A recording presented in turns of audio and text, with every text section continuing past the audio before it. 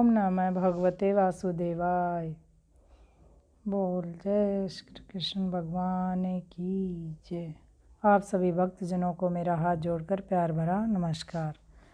तो चलिए आज श्री माघ मास महात्म्य के 21वें अध्याय का श्रवण करेंगे, जिसमें लोमस ऋषि कहने लगे कि पूर्व काल में अवंती देश में वीरसेन नाम का राजा था। उसने नर्मदा नदी के किनारे राजसूय यज्ञ किया और अश्वमेघ यज्ञ भी किए, जिनके खंभे सोने के बनवाए गए। ब्राह्मणों को अन्न का बहुत सा दान दिया गया और बहुत सी गायें, सुंदर वस्त्र, सोने के आभूषण दान दिए गए। वह देवताओं का भगत और दान करने वाला था। भद्रक नामक एक ब्राह्मण, जो अत्यंत मूर्ख था, कुलहीन, कृषि कार्य करने वाला, दुराचारी तथा धर्मी था। वो भाई बंधुओं से त्यागा हुआ इधर उधर घूमता हुआ देव यात्रियों के साथ प्रयाग में आया और माघ में उनके साथ 3 दिन तक स्नान किया। वह 3 दिन में ही निष्पाप हो गया। फिर वह अपने घर चला गया। वह ब्राह्मण और राजा दोनों एक ही दिन मृत्यु को प्राप्त हुए। मैंने इन दोनों को बराबर इंद्रलोक में देखा। तेज, रूप, बल, स्त्री, वस्त्र और आभूषणों में दोनों समान थे। ऐसा देखकर उसके महात्म्य को क्या कहा जाए। राजसूय करने वाला स्वर्ग का सुख भोग कर फिर भी जन्म लेता है, परंतु जो संगम में स्नान करने वाला होता है वो जन्म मरण से रहित हो जाता है। गंगा और यमुना के संगम की हवा के स्पर्श से बहुत से दुख नष्ट हो जाते हैं। अधिक क्या कहें, और किसी भी तीर्थ में किए गए पाप माघ मास में प्रयाग में स्नान करने से नष्ट हो जाते हैं। मैं पिशाच मोचन नाम का एक पुराना इतिहास सुनाता हूँ, सुनो। इस इतिहास को ये कन्याएं और तुम्हारा पुत्र भी सुने, इससे इनको जो है स्मृति प्राप्त होगी। पुराने जमाने में देवदूती नाम का एक बड़ा ही गंभीर और वेदों में पारंगत एक वैष्णव ब्राह्मण था। उसने भी पिशाच को निर्मुक्त किया था। वेदनिधि कहने लगी कि वो कहाँ का रहने वाला, किसका पुत्र था, किस पिशाच को उसने निर्मुक्त किया। आप विस्तार पूर्वक ये सब कथा में सुनाइए। लोमस ऋषि कहने लगे, क्लिपज्ञ से निकली हुई सुंदर सरस्वती के किनारे पर उसका स्थान था। जंगल के बीच में पुण्य जल वाली सरस्वती नदी बहती थी। वन में अनेक प्रकार के पशु भी विचरते थे।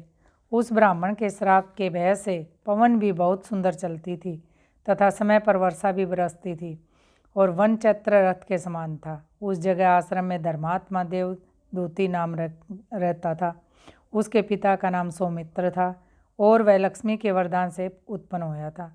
वह सदैव आत्मा को स्थिर रखता, गर्मी में अपने नेत्र सूर्य की तरफ रखता, वर्षा में खुली जगह पर तपस्या करता, हेमंत ऋतु में सारस्वत सरोवर में बैठता और त्रिकाल संध्या करता, यानी कि तीनों टाइम जो है पूजा करता। जितेंद्रिय और सत्यवादी भी था। अपने आप गिरे हुए फल और पत्तियों का भोजन करता था। उसका शरीर सूख कर केवल हड्डियाँ मात्र रह गई थी। इस प्रकार उसको तप करते हुए वहाँ पर 1000 वर्ष बीत गए। तप के प्रभाव से उसका शरीर अग्नि के समान प्रज्वलित था। विष्णु प्रसन्नता से ही वह सब कर्म करता। दधीचि ऋषि के वरदान से ही वह श्रेष्ठ वैष्णव हुआ था। एक समय उस ब्राह्मण ने वैशाख महीने की एकादशी को हरि की पूजा कर उनकी सुंदर जो स्तुति की और विनती करी। उसकी विनती सुनकर भगवान उसी समय गरुड़ पर चढ़कर उनके पास आए। चतुर्भुज, विशाल नेत्र, मेघ जैसा स्वरूप, भगवान को स्पष्ट देखकर प्रसन्नता के मारे उसकी आंखों में आंसू भर गए और वह कृत होकर भगवान को प्रणाम करके कहने लगा कि भगवान, मैं धन्य हुआ। उसने अपने शरीर को भी याद न रखा और भगवान के ध्यान में लीन हो गया। तब भगवान ने कहा, हे देवदूती, मैं जानता हूँ कि तुम मेरे परम भगत हो। मैं तुमसे अति प्रसन्न हूँ, तुम वर मांगो। इस प्रकार भगवान के वचन सुनकर प्रेम के मारे लड़खड़ाती हुई वाणी में कहने लगा कि हे देवादिदेव, अपनी माया से शरीर धारण करने वाले, आपका दर्शन देवताओं को भी दुर्लभ है। अब आपका दर्शन भी हो गया, मुझको और क्या चाहिए। मैं सदैव आपकी भक्ति में लगा रहूं।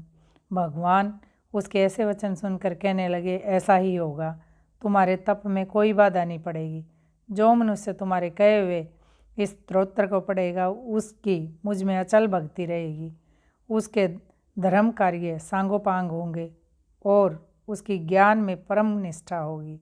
बोल श्री कृष्ण भगवान की जय। 21वां अध्याय समाप्त।